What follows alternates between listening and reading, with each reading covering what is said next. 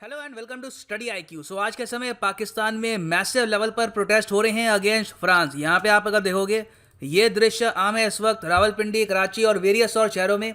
यहाँ पे आप देख पाएंगे साइन में लिखा हुआ है बॉयकॉट फ्रेंच प्रोडक्ट्स। फिर ये कह रहे हैं कि जो फ्रांस के ऑनवॉय हैं टू पाकिस्तान, इनको किक आउट कर दो, इनको बाहर निकाल दो देश से। और जो पाकिस्तानी ऑनवॉय हैं टू फ्रांस, इनको वापस बुला लो। और यहाँ पे इन पर्टिकुलर जो फ्रेंच ऑनवॉय हैं टू पाकिस्तान, इनको बाहर निकालने की जो डिमांड है ये काफ़ी स्ट्रांग है। यहाँ पे आप देख पाओगे इस टाइप के प्रोटेस्ट पाकिस्तान में कई, मैं कहूँगा, सालों में नहीं हुए हैं। और इवन यहाँ पे दिख रहा है कि जो कॉमन लोग हैं वहाँ पर वो भी पार्टिसिपेट कर रहे हैं इन प्रोटेस्ट में। अब इस सब का रीज़न क्या है? वेल देखो, फ्रांस ने वैसे पाकिस्तान को काफ़ी रीजंस दिए हैं प्रोटेस्ट करने के लिए in the last few years. आप अगर नोटिस करें, जब पुलवामा हमला हुआ था तो फ्रांस उन गिने चुने देशों में से था जो खुलकर इंडिया के सपोर्ट में आया था। और उस वक्त फ्रांस ने पाकिस्तान की आलोचना भी करी थी कि वहां पे टेरर फंड होता है, टेररिज्म वहां पे अभी भी ग्रो कर रहा है। उसके अलावा जब चाइना और पाकिस्तान ने कोशिश ये करी कि आर्टिकल 370 के एब्रोगेशन के बाद कश्मीर इशू को उठाया जाए at the UN security council, तो वहां पर यूएस के साथ फ्रांस एक बहुत ही इंपॉर्टेंट देश था जिसने पाकिस्तान और चाइना को ब्लॉक किया at the UN security council. इतना ही नहीं है, फ्रांस आज के समय हमको वेपन्स भी सप्लाई कर रहा है, फॉर एग्जाम्पल रफाइल। और इन द फ्यूचर पॉसिबिलिटी है कि फ्रांस इंडियन ओशन रीजन में बहुत ज़्यादा डिप्लॉयमेंट करेगा अपनी नेवी की। सो ये सब जो रीजंस थे, यहाँ पर इनका कोई रोल नहीं है फॉर द प्रोटेस्ट। ये जो प्रोटेस्ट हो रहे हैं they are over the cartoon of prophet Mohammed. France में एक न्यूज़पेपर है चार्ली हेब्डो के नाम से, इन्होंने फिर से 2020 में प्रॉफिट मोहम्मद का एक काफ़ी ऑफेंसिव कार्टून पब्लिश किया है। तो इसको लेकर पाकिस्तान में प्रोटेस्ट हो रहे हैं इस वक्त। और अजीब बात यह है कि ऑल्दो जो ये पब्लिकेशन है इस कार्टून की, इसको कंडेम किया है ओआईसी ने, उसके अलावा वेरियस और कंट्रीज़ ने, टर्की ने भी कंडेम किया है। मगर जिस लेवल के प्रोटेस्ट पाकिस्तान में हो रहे हैं, इस लेवल के प्रोटेस्ट शायद आपको किसी भी और मुस्लिम कंट्री में ना दिखें। सो डिस्कस करते हैं इस टॉपिक को, बहुत कुछ आपको जानने को मिलेगा, a lot to know, a lot to discuss as always. But before we begin, go to Google Play Store, download करो यहाँ पर स्टडी आईक्यू एजुकेशन ऐप। और यहाँ पे आप खरीद सकते हैं हमारा फ्लैगशिप यूपीएससी कोर्स। घर बैठ के आप आईएएस के एग्जाम की तैयारी कर सकते हैं। इस कोर्स के लिए ईएमआई ऑप्शन अवेलेबल है। Don't forget to subscribe to our channel and make sure to press the bell icon. मेरी वीडियोस की आपको अगर नोटिफिकेशन चाहिए तो टेलीग्राम ऐप पर जाओ, यहाँ पे सर्च करो @धवन सर और ये चैनल ज्वाइन कर लो। ऑलरेडी यहाँ पर 1,70,000 लोग ज्वाइन कर चुके हैं। सो जो ये चार्ली हेब्डो का केस है, ये बहुत ही ज्यादा सिंप्लीफाइड लैंग्वेज में क्रोनोलॉजी के साथ मैं आपको समझाता हूँ कि हुआ क्या था। 30 सितंबर 2005 को डेनमार्क में इनका एक न्यूज़पेपर है जाइलैंड्स पोस्टन, इन्होंने 12 एडिटोरियल कार्टून्स पब्लिश कर दिए प्रॉफिट मोहम्मद के। नाउ अगेन यहाँ पे आपको समझना होगा कि इस्लाम फेथ में प्रॉफिट मोहम्मद बहुत ही ज़्यादा इंपॉर्टेंट फिगर है, उनको काफ़ी रिस्पेक्ट दी जाती है। और ये भी स्पेसिफिकली बोला जाता है कि किसी टाइप की इमेज में उनके अपीयरेंस की डिस्क्रिप्शन होगी नहीं। और यहाँ पर तो इस डैनिश न्यूज़पेपर ने तो काफ़ी ऑफेंसिव तरीके से इनको पोर्ट्रे किया था इन देयर कार्टून्स। अब यहाँ पे आप अगर पूछेंगे तो डेनमार्क का न्यूज़पेपर ऐसा क्यों करेगा? 2005 एक बहुत ही वोलेटाइल साल था। ये एक ऐसा दौर था जब जॉर्ज बुश यूएसए के प्रेसिडेंट थे, वॉर ऑन टेरर अपने पीक पर थी। ना सिर्फ American soldiers, Danish, French soldiers, Australian soldiers, NATO के सोल्जर्स अफगानिस्तान में लड़ रहे थे अगेंस्ट तालिबान। मिडिल ईस्ट में बहुत ज़्यादा टेंशन थी और लगातार आतंकवादी अटैक हो रहे थे इन यूके, इन यूएस और वेरियस अदर कंट्रीज। और ये एक ऐसा दौर भी था जहां पर डेनमार्क इन पर्टिकुलर काफ़ी एंटी इस्लामिक सेंटिमेंट हाई था। और यहाँ पर इन लोगों को ये नीड महसूस हुई कि इन लोगों को ये प्रॉफिट मोहम्मद के कार्टून्स पब्लिश करने चाहिए और ये मैसेज देना चाहिए। इनके हिसाब से इनकी इंटरप्रिटेशन ये थी कि हमें इक्वल ट्रीटमेंट देना होगा टू ऑल रिलीजन। अगर हम क्रिश्चियनिटी को क्रिटिसाइज करते हैं, बुद्धिज्म को क्रिटिसाइज करते हैं, तो इस्लाम को भी हम ऐसे क्रिटिसाइज करेंगे। इन लोगों का ये कहना था, मगर इन लोगों का ये कहना था। सो ये जो इशू है डेनमार्क से स्टार्ट हुआ।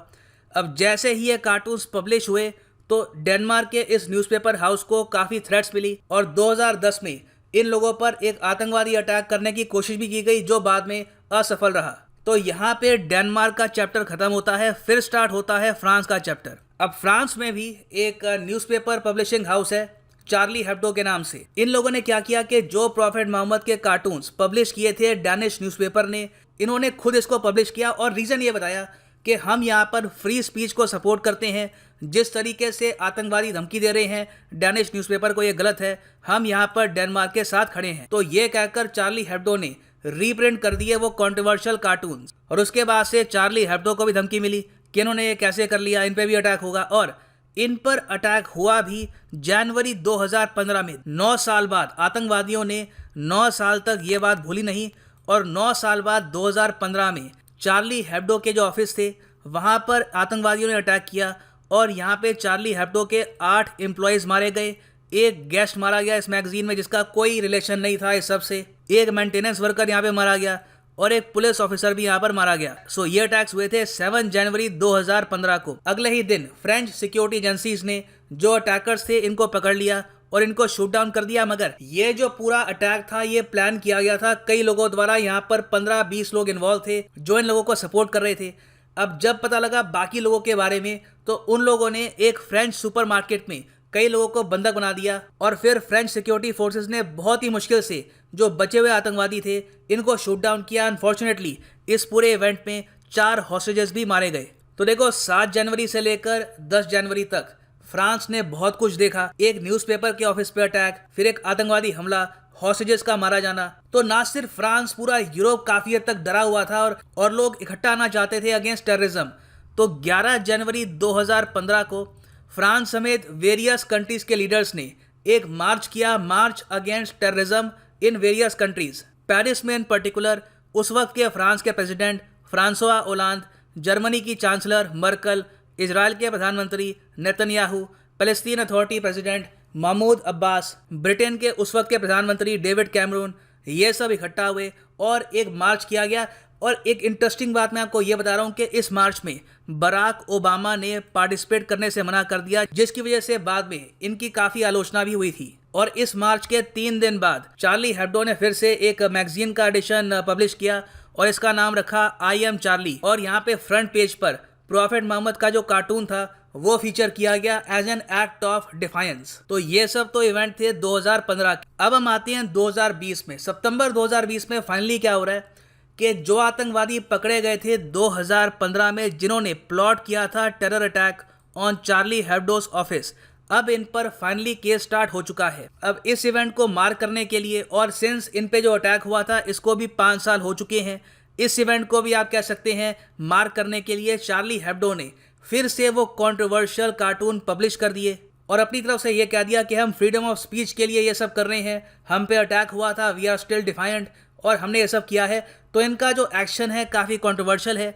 और जैसे ही इन्होंने फिर से 2020 में वो कंट्रोवर्शियल कार्टून्स पब्लिश किए अपनी मैगजीन में, जो ऑर्गेनाइजेशन ऑफ इस्लामिक कोऑपरेशन है, इन्होंने बढ़ चढ़ के कंडेम किया चार्ली हेब्डो का और कहा कि इस टाइप के कार्टून्स गलत हैं और इससे मुस्लिम्स की सेंटिमेंट हर्ट होती है अराउंड द वर्ल्ड। फ्रांस में भी बहुत से लोग हैं जो आलोचना कर रहे हैं चार्ली हेब्डो की इस इशू को लेकर और वो फ्रेंच गवर्नमेंट को कह रहे हैं कि आपको चार्ली हेब्डो को रोकना चाहिए। फ्रांस में बाय द वे मैं आपको ये बता दूं कि 8.8% जो इनकी आबादी है ये इस्लाम फेथ को फॉलो करती है 2017 प्यू रिसर्च रिपोर्ट के एस्टिमेट के हिसाब से। तो फ्रेंच प्रेसिडेंट पर भी यहाँ पर प्रेशर आया इमैनुअल मैक्रों पे, मगर इन्होंने यहाँ पर यह कहा फ्रेंच प्रेसिडेंट ने कि हम फ्रीडम ऑफ स्पीच को नहीं रोक सकते, मैं चार्ली हेब्डो की आलोचना नहीं करूँगा और उन लोगों को फ्रीडम ऑफ स्पीच है कि ये कार्टून्स ये पब्लिश कर दें। तो ये भी एक काफ़ी कंट्रोवर्शियल स्टेटमेंट थी फ्रॉम द फ्रेंच प्रेसिडेंट। तो अब इसके रिएक्शन में हम देख रहे हैं कि सब कॉन्टिनेंट में प्राइमरली काफ़ी आलोचना हो रही है फ्रांस की और चार्ली हेब्डो की। इंडिया में आप अगर देखो तो shame on Charlie Hebdo trend कर रहा था ऑन ट्विटर और पाकिस्तान में आपको बताया कि इस तरीके से अब प्रोटेस्ट हो रहे हैं। मगर अभी के लिए ये बात साफ दिख रही है कि पाकिस्तानी गवर्नमेंट ने भी इन प्रोटेस्ट को प्रमोट करना स्टार्ट कर दिया है। पाकिस्तान की सरकार ने चार्ली हेब्डो का ओपनली विरोध किया है और ये कहा है कि हम कंडेम करते हैं ये फ्रांस के एक्शंस को। और पिछले कुछ साल में जिस तरीके से फ्रांस ने हेल्प करी है इंडिया की ऑन वेरियस इशूज, तो पाकिस्तान के पास यहाँ पे काफ़ी रीज़न भी है to be angry at France. तो इन द फ्यूचर पॉसिबिलिटी है कि पाकिस्तान इस इशू को यूएन की जनरल असेंबली में फिर से उठाएगा और फ्रांस की आलोचना करेगा ओवर दिस टॉपिक। सो अभी के लिए ये है एंड इस वीडियो का। Thanks for listening and as always God bless you all.